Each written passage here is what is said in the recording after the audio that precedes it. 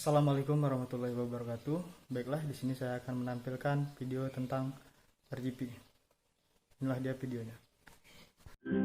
Ketika rekan-rekan sedang menjalankan kegiatan di rumah sakit, tentunya sering menjumpai situasi kedaruratan medis, bukan? Baik itu di ruang perawatan, ruang tunggu, selasar, atau di tempat lainnya. Dan semua itu jelas membutuhkan reaksi cepat dalam penanganannya. Maka, pada kesempatan kali ini, saya akan menjelaskan tentang bantuan hidup dasar, yang disingkat BHD. Ketika kita menjumpai situasi yang berpotensi mengancam nyawa dan memerlukan respon cepat, langkah pertama yang harus kita lakukan adalah memastikan keadaan sekitar aman. Jangan sampai Anda menjadi korban yang kedua. Kemudian periksa kesadaran korban dengan mengguncang atau menepuk bahu sambil memanggilnya dengan lantang. Jika korban tidak sadar, serukan bantuan pada orang-orang sekitar. Mintalah pada mereka untuk menghubungi call center 8000 atau 021 1500 135. Laporkan kejadian Code Blue. Pastikan kondisi pernafasan korban. Apakah normal atau tidak? Pertama-tama, lakukan posisi head tilt chin lift. Dongakkan dahi korban sambil mengangkat dagunya.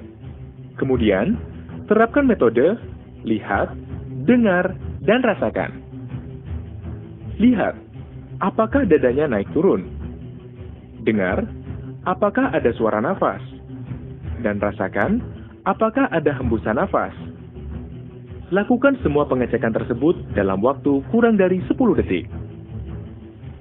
Jika korban bernafas normal, jagalah jalan nafasnya dengan recovery position, sekaligus memastikan dirinya tidak tersedak.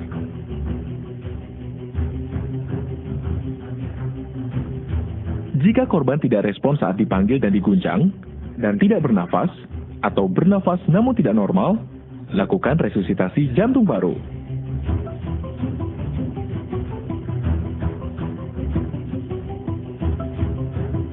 Posisikan diri Anda di samping korban.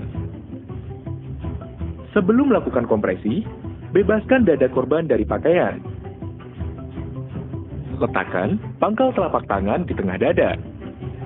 Kemudian, letakkan pangkal telapak tangan yang lain di atasnya. Jika korban adalah anak usia 1 sampai dengan 8 tahun, kompresi dada dilakukan dengan satu tangan. Jika korban adalah bayi, kompresi dada menggunakan 2 jari.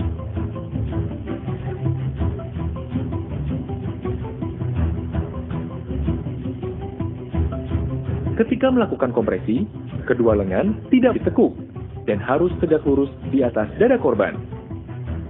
Maka dari itu, gunakanlah kekuatan tubuh bagian atas, bukan dari lengan. Jaga agar pangkal telapak tangan tidak berpindah posisinya dari tengah dada korban. Setiap kompresi terdiri atas 30 kali tekanan dengan kecepatan 100 kali per menit. Kedalamannya 5 cm dan tidak lebih dari 6 cm. Kompresi tidak boleh terputus kecuali untuk memberikan nafas buatan atau memindahkan pasien. Setiap selesai kompresi, angkat pangkal telapak tangan sehingga dada mengembang seperti semula.